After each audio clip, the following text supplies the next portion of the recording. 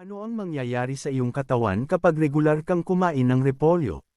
Kung isasama mo ang repolyo sa iyong plano sa pagkain, maaaring umani ang iyong katawan ng maraming kahangahangang benepisyo, lalo na kung regular mong kinakain ito bilang bahagi ng balanse at malusog na dieta.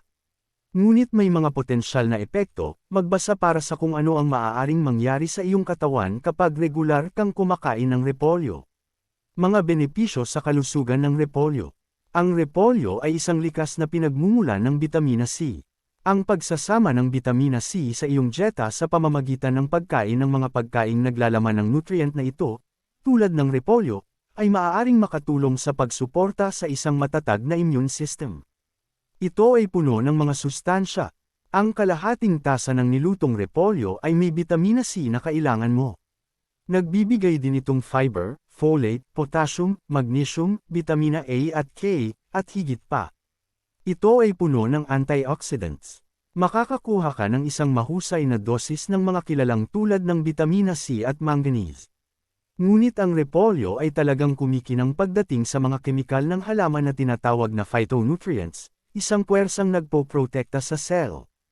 Ang repolyo ay puno ng maraming kemikal na tumutulong sa pagpapagaan ng pamamaga sa iyong mga tissue. Nakakatulong itong protektahan ka mula sa iba pang mga isyu sa kalusugan dahil ang pamamaga ay nauugnay sa mga bagay tulad ng cancer, sakit sa puso, diabetes, at Alzheimer's disease. Ang repolyo ay may 1 gramo ng fiber para sa bawat 10 calories. Nakakatulong iyon na mabusog ka, kaya mas kaunti ang iyong kinakain. Pinapanatili ka rin itong regular, at maaari itong makatulong na mapababa ang iyong masamang LDL na cholesterol at kontrolin ang iyong asukal sa dugo. Ang repolyo ay mayroon ding mga sustansya na nagpapanatiling malakas sa lining ng iyong tiyan at bituka. Makakatulong din ang katas nito na gumaling ang mga ulcer sa tiyan.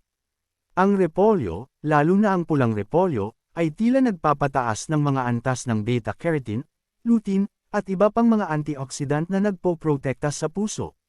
Nakakatulong din ito na mapababa ang isang bagay na tinatawag na oxidized LDL na nauugnay sa pagtigas ng mga arterya. At dahil pinapagaan nito ang pamamaga, makakatulong ito na maiwasan ang sakit sa puso. Iminumungkahi ng ilang pag-aaral na ang repolyo ay maaaring makatulong na maiwasan ang ilang uri ng kanser. Sa bahagi, ang paniniwalang iyon ay nagmumula sa mga katangian ng antioxidant at anti-inflammatory ng repolyo.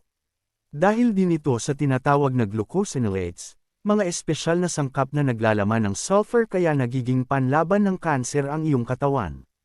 Ang mga ito ay nasa iba pang mga gulay, pati na rin, kabilang ang kale, collards, broccoli, Brussels sprouts, at cauliflower.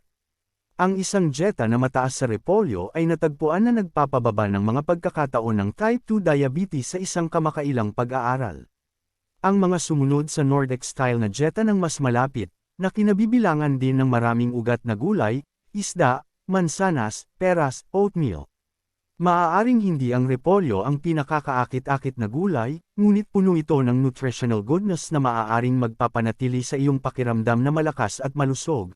Mula sa pagpapalakas ng iyong immune system hanggang sa pagpapabuti ng iyong panunaw, kung minsan ay may nakakahiyang mga resulta, ang repolyo at ang mga benepisyo nito sa kalusugan ay nararapat sa isang lugar sa iyong mesa. Ang bitamina K ay mahalaga sa iyong kagalingan. Kung wala ito, ikaw ay nasa panganib na magkaroon ng mga kondisyon ng buto tulad ng osteoporosis, at ang iyong dugo ay hindi mamumuo ng maayos. Ipasok ang repolyo, isang mahusay na mapagkukunan ng bitamina K. Ang isang tasa ay nagbibigay ng 85% ng inirerekomendang pang-araw-araw na halaga. Ano ang mga side effect ng pagkain ng repolyo? Maaaring hindi ang repolyo ang pinakamahusay na pagpipilian para sa isang romantikong gabi sa labas dahil ang labis na pagkain ay maaaring magdulot ng pagtatae, utot, o kakulangan sa ginhawa sa tiyan.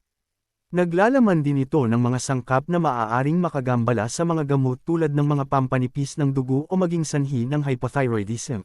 Isang kondisyon kung saan ang iyong thyroid ay hindi gumagawa ng sapat na thyroid hormone at nagiging sanhi ng pagbagal ng iyong metabolismo.